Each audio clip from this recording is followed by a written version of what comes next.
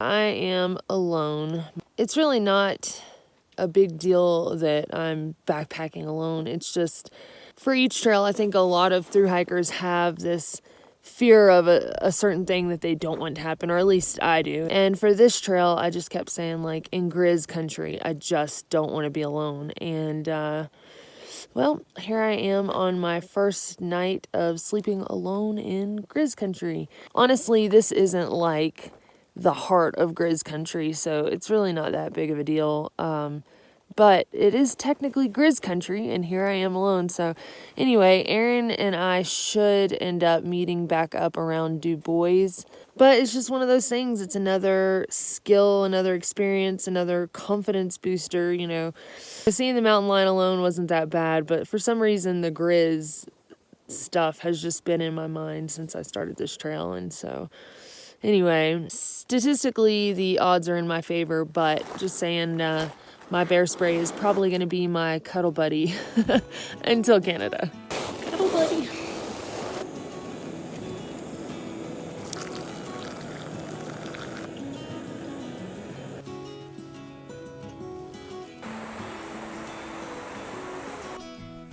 I'm just never going to get over how pretty this place is. See it every day, and it still takes my breath away.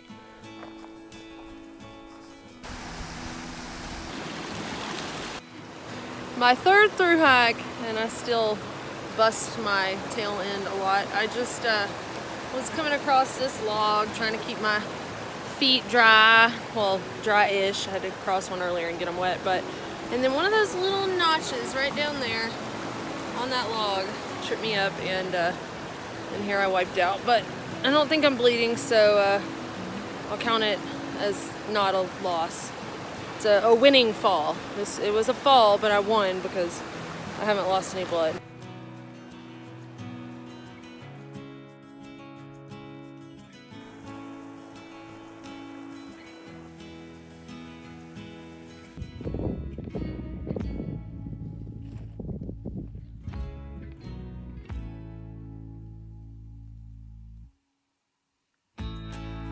Last night, as I was watching the meteor shower from my sleeping bag, I just kind of started thinking about people from hundreds of years ago, and I look at nature kind of like the time machine that connects people from the present and the future to people in the past. Thousands of years ago even, they had to look up at the sky and see meteor showers, and they had to think it was pretty, right? I mean, and mountain passes, like as people were discovering land that they had never been to, they see just like a new range of mountains in front of them.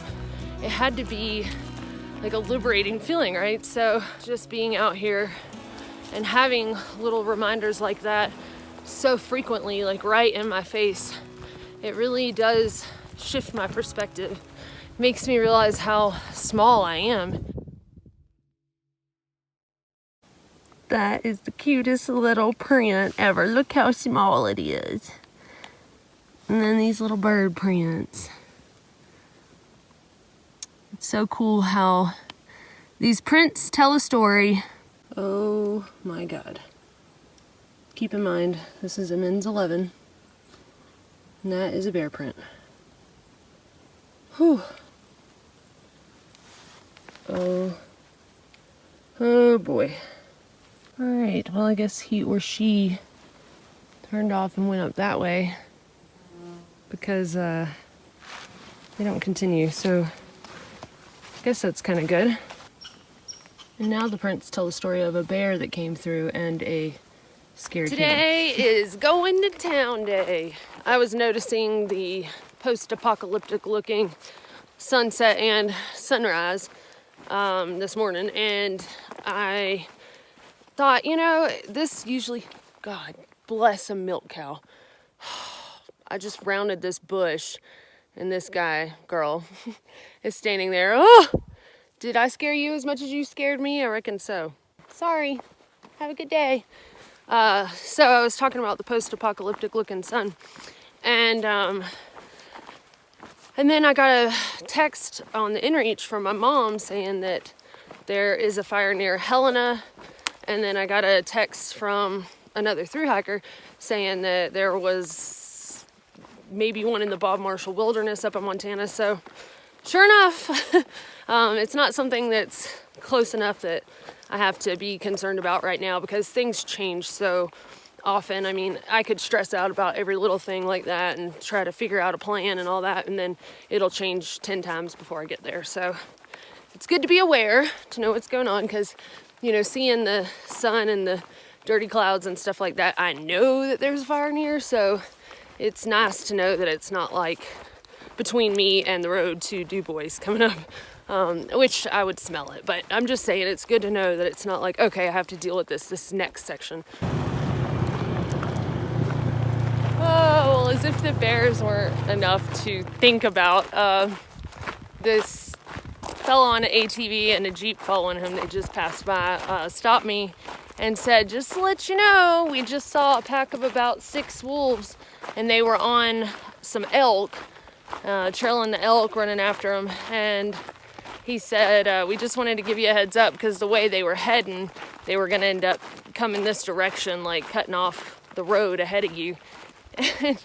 So, you know, just so you know. And I'm like, perfect, great, lovely. And I'm probably only about a mile or 2 from the highway, but I passed some guys that are doing the Great Divide, like the bike trail, a second ago also, and they said the only grizz they've seen was on the highways. You know, it is what it is. Like, embrace it. Here I am in the middle of it, and I'm gonna just enjoy it.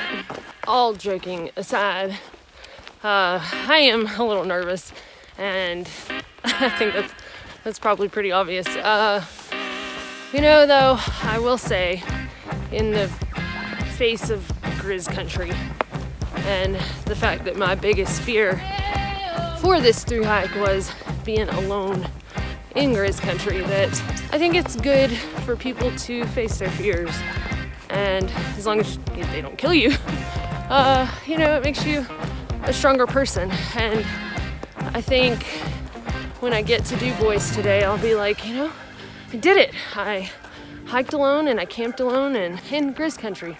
And I know sometimes I get preachy with things, but it's just that, you know, I've realized, and like I said the other night when I was watching the meteor shower, you know, how small we are and how short our time here is, and how precious this time is, and that we should all be living it to the fullest. And I think a lot of living life to the fullest is facing fears.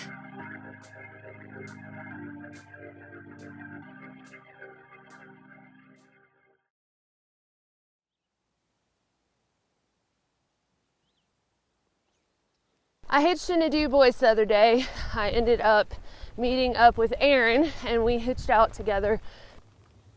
We stayed here last night at Brooks Lake Campground and struggled to find the bear box that's down there next to the picnic table, because we figured each campsite would have one, but in the dark you can't really see that far. But we finally found it.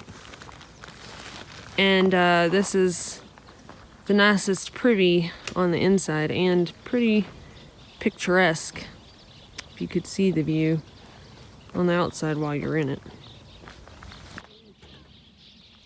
These are bear proof, not Aaron proof. I guess the only negative thing I could say about where we camped last night is it got cold. There was frost on Aaron's sleeping bag this morning. When I went to get our bear bags out of the bear box, I noticed that his sleeping bag and his pack had frost on it, and I don't think my tent had any, but I slept a lot colder last night than I have in a while. And we are Yellowstone bound. Probably won't be there for a couple of days, like as far as actually crossing the boundary. It's pretty warm. Yeah? Oh yeah. Oh, like so warm that your legs are numb. That little mouse is like an Olympic swimmer. Today for lunch I'm having a hard roll, which was soft enough to be squished. Some honey on the hard roll, and some peanut butter. Oh, and of course, some kettle cooked salt and vinegar chips. Something mean lit me up on the ankle. See my veins popping out there. Ooh, stung the bejesus out of me. Mean joker.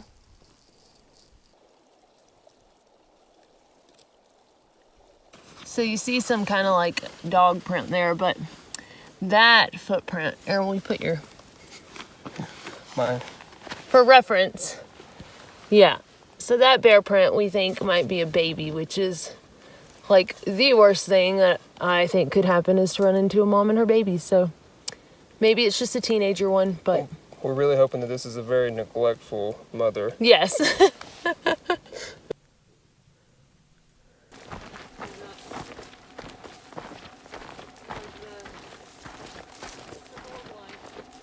Here at this cabin, the U.S. government proclaims that they will give not exceeding $100, but not less than $25 for information leading to the arrest and conviction if any person is charged with destroying this here nice cabin. I mean, it's in pristine condition. Maybe we could get like $25 for all of the rodents we turn in, or whatever animal did this mess here.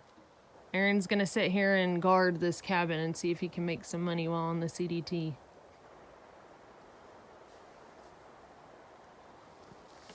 Can't remember. What were we even talking about? We're just doing a little night hiking and we come to this raging river, but luckily there are like all these massive trees and root balls and stuff that I'm climbing over. Come with me if you want to. Or maybe stay over there.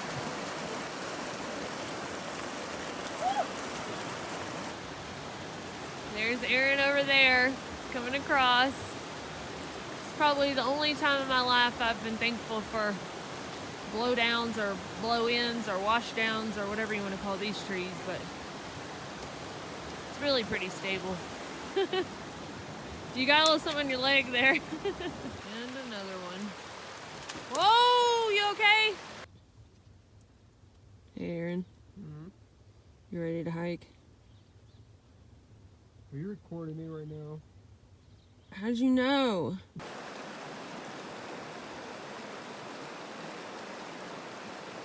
I tell you one comforting thing, although it is getting pretty chilly at night, and I think I might go ahead and swap out to a warmer sleeping bag. I might even, before too long, if I feel it start cooling down in the days, get some base layers to hike in. But anyway, what I was trying to say is it's hot during the day still, like desert hot. So that is comforting. Although it's getting pretty cold at night, it does warm up still during the day. So when it starts to be where I'm cold even in the middle of the day, that's when you know winter's a-coming. You can see there the pad, the little toes, and then the big old fingernails. It's not that big. Aaron says he can take it. I just said the footprint's not that big. He said that we could take it anyhow. It'll attack you, I'll stab it to death. Okay, I'll take the hit, and then you come in out of the bushes and ambush it. Okay. Do you sting with that thing?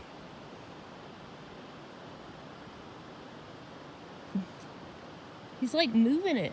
Are you wagging your tail? Oh, Lord. I don't know if I like that. He is drilling in the ground with that thing. Do you see him? Is he laying eggs?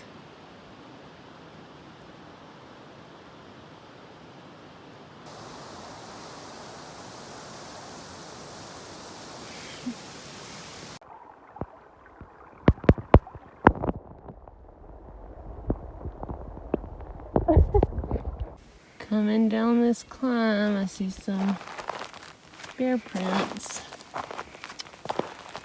Trying to tell if they're more fresh than the last hiker that came through here based on the shoes I'm seeing, but I can't tell yet.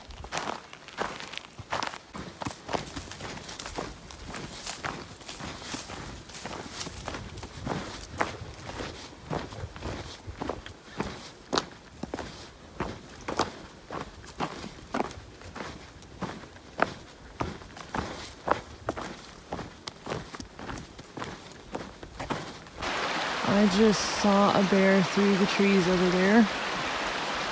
Just its silhouette, cannot tell you what kind of bear it was. But I hollered out and I saw it move. Okay. Alright, I see it over there. I don't know if y'all can see that thing moving through the trees.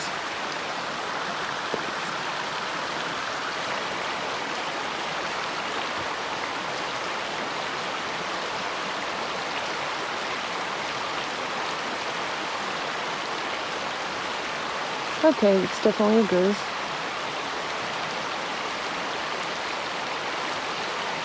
Because it has the hump. Alright. I can mark that one off the bucket list. I'm gonna wait right here for Aaron to catch up. He should only be maybe a half a mile or so back. I don't really want to leave. It looked like that bear was going away, but I don't really want to leave and him not know that there was one in the area.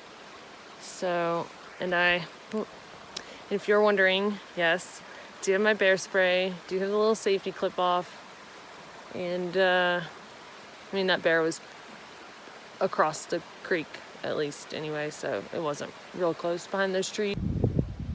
I think I'm gonna start walking back up towards where Aaron is, just because I don't really want to sit around here and, you know, wait for the bear to decide it wants to come on this side of the creek. But as I was approaching the water, I was like, you know, these shrubs would be a really good hiding spot. And a lot of the folks that I've talked to have seen bears near water, which makes sense. They get thirsty too. And so anyway, I just kind of yelled out, "Hey, bear." And then I saw something moving in the trees. So it might know that I'm around and just chose to mosey off, but just in case, I'll mosey off. So there is the blood of the previous hiker that came through. Just kidding, I don't know what it is though.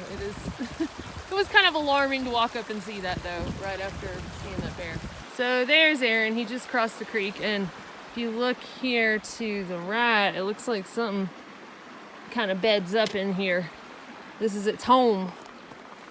But like Aaron said, it's not too big, so. Oh. All right.